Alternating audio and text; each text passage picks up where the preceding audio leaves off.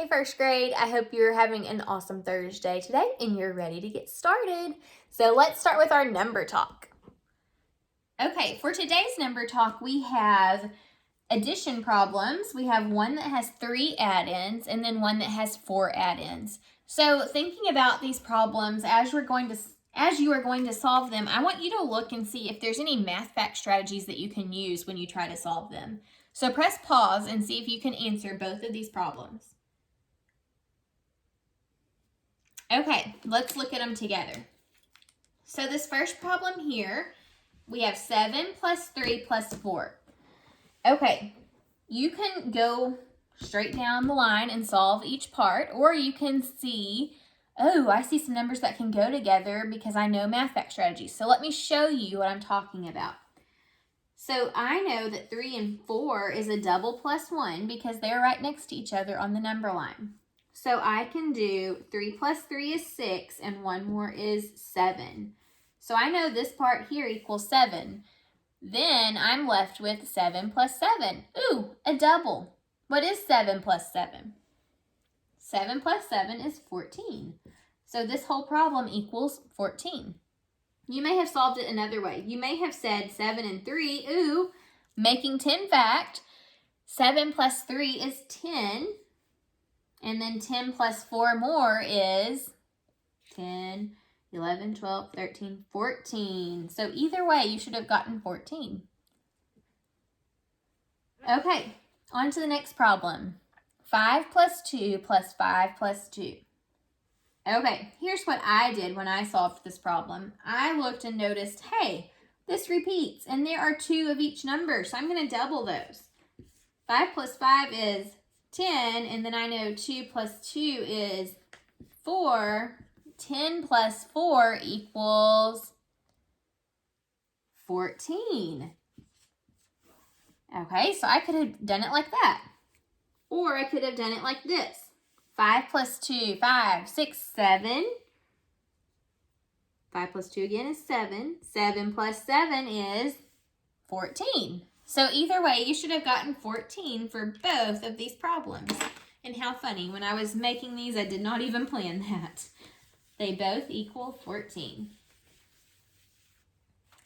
All right, now let's look at our word problem.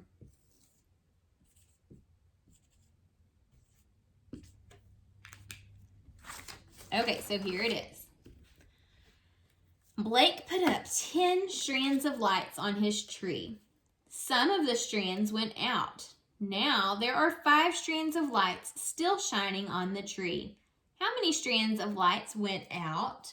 Ooh, this is a little trickier than what we've been doing this week because they're missing something. Okay, let's read through this first and listen for the question that we need to answer.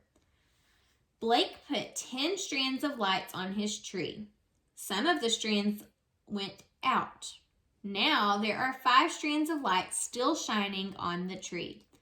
How many strands of lights went out? Okay, so did you hear the question that time? How many strands of lights went out? There's the question that we need to solve. Let's read back through now and listen for important information in each sentence. Blake put up 10 strands of lights on his tree. What's important in that sentence? 10 strands of lights. 10. Some of the strands went out. What's important in that sentence? I think the word some is important because it tells us we're not sure how many. It's kind of a question mark. But also went out. That tells me they're gone now. Now there are 5 strands of lights still shining on the tree. What's important in that sentence? 5. And I kind of think still shining is important because it tells me they're still there. Okay, let's think about how we're going to solve this one now. It may be a little trickier than what we have been working this week. Okay, let's do a little part whole mat. So Blake put up 10 strands of lights on his tree. That's how many he put up total. So that's the whole. Now some of the lights on his tree went out. So we don't know how many. We know some of them went out though. Now there are 5 strands of light still shining. Okay. Whenever we have a hole and we have only one part and we're missing the other part, we have to subtract to answer parts questions. So 10 minus 5 equals something. If you were looking at this from an addition standpoint, it could look like this.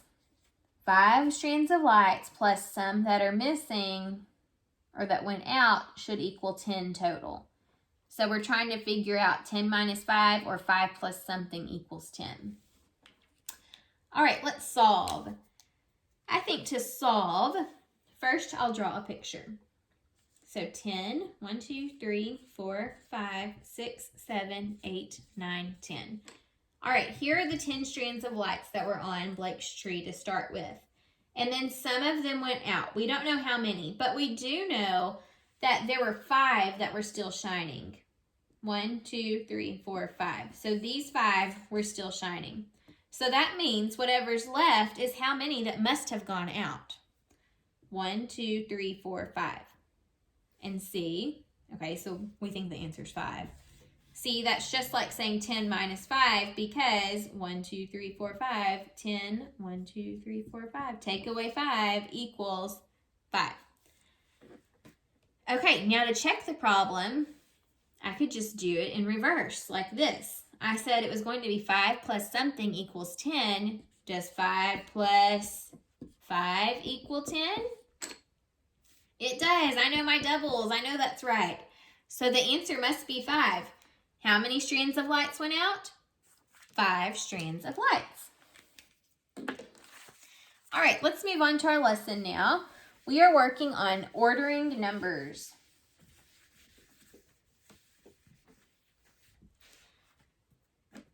Okay, so let's look at the numbers 26, 21, and 30. I want to order these numbers from least to greatest on my number line.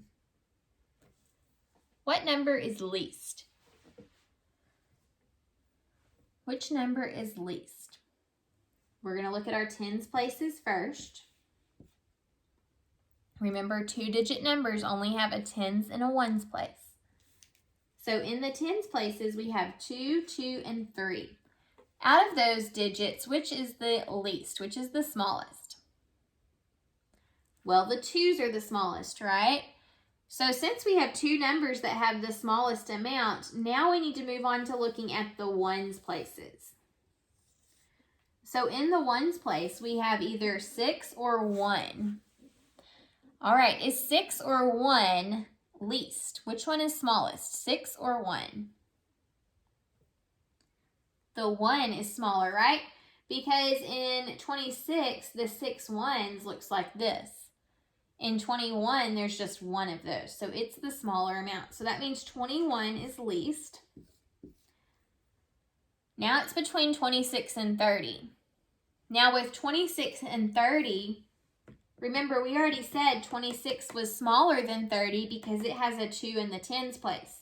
So 26 is the next least amount. However, it is greater than 21 because it does have those 6 ones. It's still less than 30. So the only number we've not added is 30, and it is the greatest because of what? It's the greatest because it has 3 in the tens place. It's got 3 tens, and these other numbers only had 2 tens. So 30 is the greatest. So in order from least to greatest, it's 21, 26, and 30. Now, if we put it in order from greatest to least, it would be 30, 26, and then 21, because the greater number comes first all the way down to the least. Let's do another one together. All right, and this time I'm going to have you pause after you see the numbers, and I want you to try to put them in order from least to greatest. Okay, so we have the numbers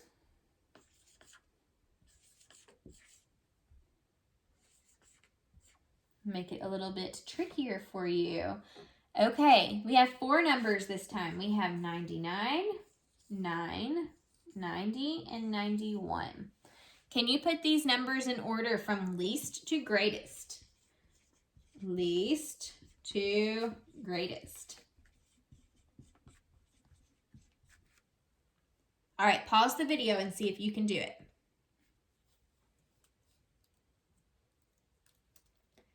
Okay, so to put these numbers in order from least to greatest, we're going to compare our tens places first. So we have a 9 in the tens place. Oh, 9 is just 1 digit, so it does not have a tens place. We have a 9 in the tens place and a 9 in the tens place. So out of those, which is the least? Well, 9 is going to be the least because there is no tens place, right? So we have 9 first. Forgot to make my number line here. 9 comes first when we're talking about least to greatest. Okay, what comes next after 9, which is the next smallest number? So in our tens places, we have 9, 9, and 9. Whoa, all 9s. So there's a tie. How do I know what's least? I need to go to my ones places now. So I have a 9, a 0, and a 1. Out of those numbers, which is least? 9, 0, or 1? 0 is least. So that means 90 would be next on my number line because the ones place is the smallest out of the 3 remaining numbers. So 90 comes next. All right, after that, we have either 9 or 1. Which is least? 9 or 1? 1 is the least, so 91 comes next. And then the greatest number is 99, because out of all of the numbers, it had the largest tens place and it had the largest ones place. Well, it didn't really have the largest tens place because there were other numbers that had 9 in the tens place. But it did, out of all those, have the greatest number of ones with the tens. So 9, 90, 91, and 99, those numbers are in order now from least to greatest. If we put them in order from greatest to least, we would basically just be putting them in the opposite order. So greatest is 99. The next greatest number is 91. 90 is the greatest after that, and then the least is 9. Why do I keep saying 90? Sorry, 9. This is in order from greatest to least. All right, we're going to do one more together, and then we will be done for today. This time, we're going to put these numbers in order from greatest to least. So, greatest to least. I know we've been working a lot on least to greatest, but I think you can do greatest to least if you understand the concept of checking your tens and ones. Okay, so let's do